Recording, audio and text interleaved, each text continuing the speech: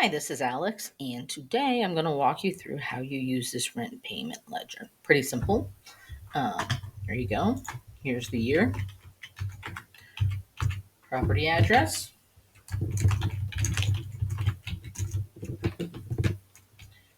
your city, state,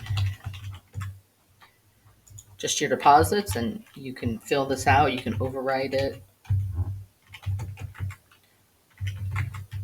Let's say you have a different pet that you charge $100 for. You can write whatever you want there. All right, here you can write both of the people on your lease.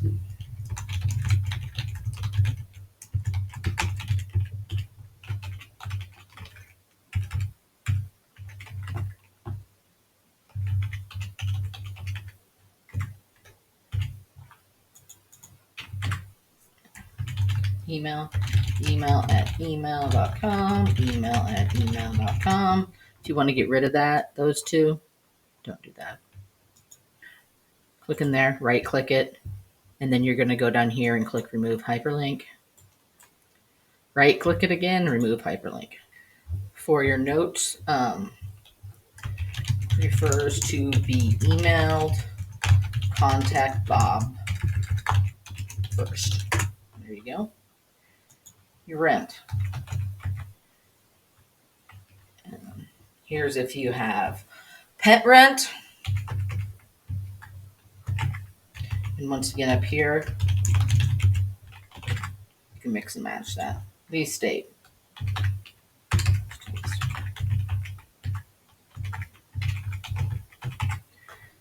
So your due dates is 1, 2. If you want to, you can go in and fill all of these in with your amount due. So let's see, that is $1,400.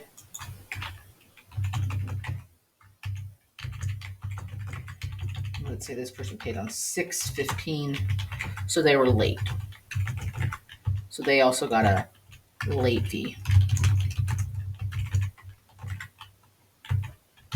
And on 7/1, they paid. I think you get the point. All right, there you go. Goes all the way down to December. And this is available.